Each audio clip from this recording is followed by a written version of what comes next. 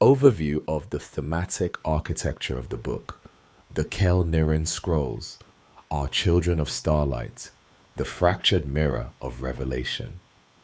At its core, the Kael'Nyrin Scrolls is not merely a story about the discovery of alien intelligence, but a meditation on the violence that truth does to the human psyche when that truth arrives incomplete, unbidden, and stripped of comforting narrative frameworks.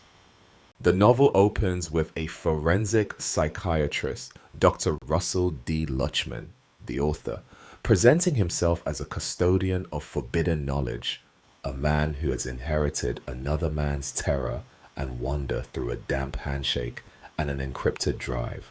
This framing device establishes the book's central tension immediately. The narrative is not a confident declaration of discovery, but a trembling act of testimony. The author does not claim to understand what he relays. He claims only that he believes his source was not mad. These revelations from the encrypted drive become the soil from which all the book's themes grow. Thematically, the novel develops as a spiral rather than a linear argument. It begins with the seductive awe of cosmic scale. The Kael'Nyrin as Kardashev type theory architects, wielding starlight and folding dimensions with the casual ease of a gardener tending soil. But this wonder is quickly complicated by the realization that their power is matched by an almost maddening restraint. Their first order principle, to guide without touching, to shape without holding, introduces the book's governing paradox. The most profound acts of creation are those designed to erase their own fingerprints. The narrative thus trains the reader to look for absence as evidence, to treat silence as signature, and to recognize that the Kael'Nyrin's greatest technological feat may not be planetary engineering or genetic manipulation, but the surgical precision with which they hid their work from detection across billions of years. The erosion of human certainties.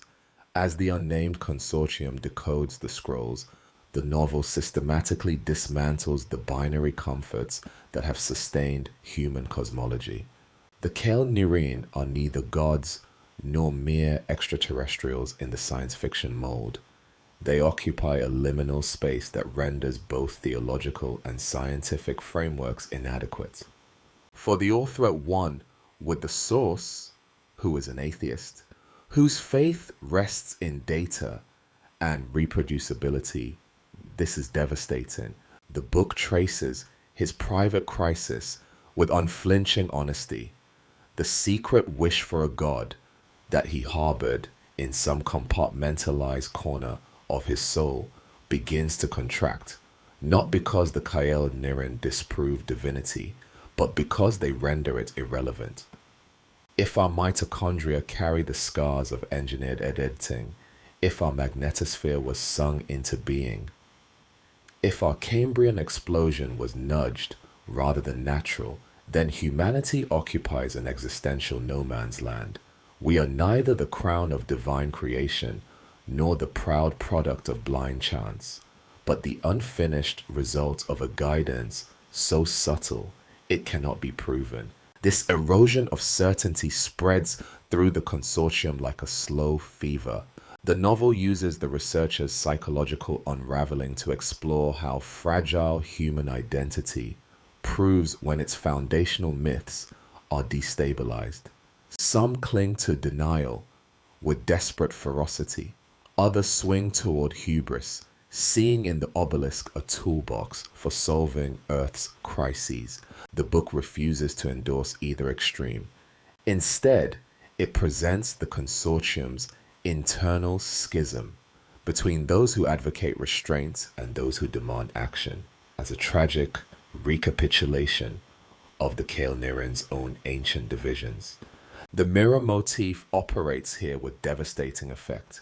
Humans discover they are capable of the same ideological fractures, the same righteous certainty, and potentially the same catastrophic overreach as the beings they study. The scrolls do not offer humanity a blueprint for ascension. They offer a warning that ascension without humility replicates the errors of the gods. The weight of invisible hands.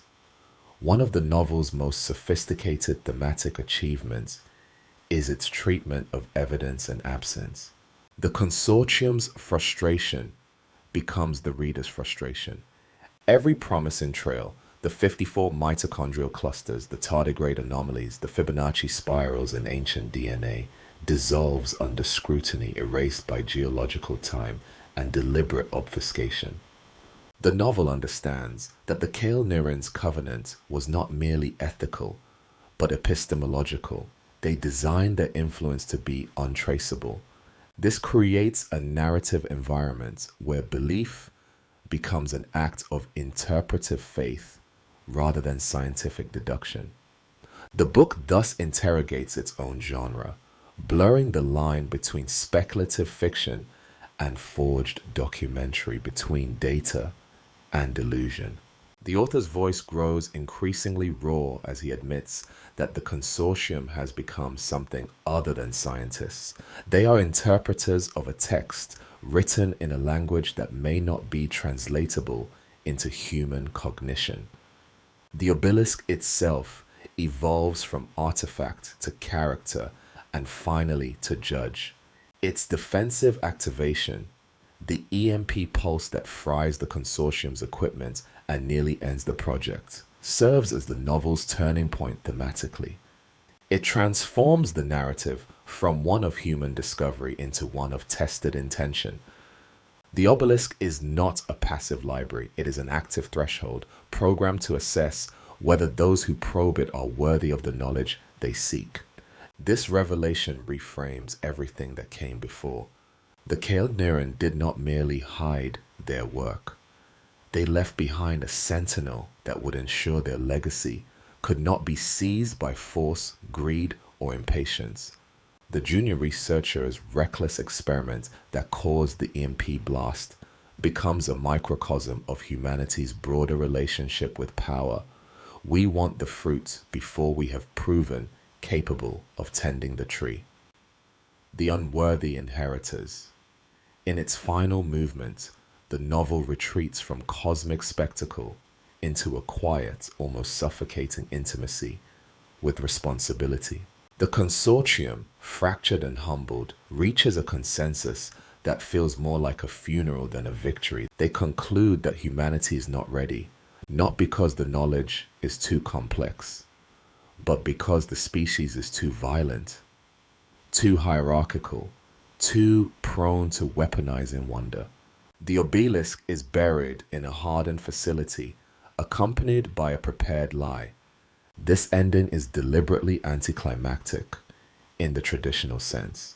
There is no public revelation, no governmental confession, no triumphant press conference. Instead, there is a whispered admission of inadequacy. Yet this refusal of catharsis is the book's most honest thematic statement.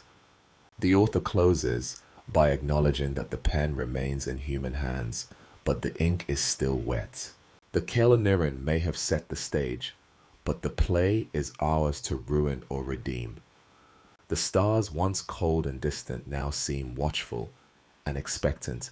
The novel leaves its readers and its in-universe characters suspended in a state of anticipatory dread, aware that we are not alone, uncertain whether we are loved or merely observed, and terrified that we may destroy ourselves before we ever earn the right to know the full score.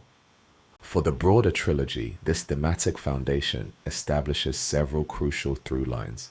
The obelisk as a living test rather than a gift. The consortium as a microcosm of humanity's ethical immaturity. The Kael'Nyrin not as saviors or conquerors, but as cautionary ancestors. And the central question not being, are we alone, but are we worthy? The book ends not with answers, but with the heavy silence of a door that has been shown but remains locked. A silence that asks whether humanity will grow into the key or shatter itself against the wood.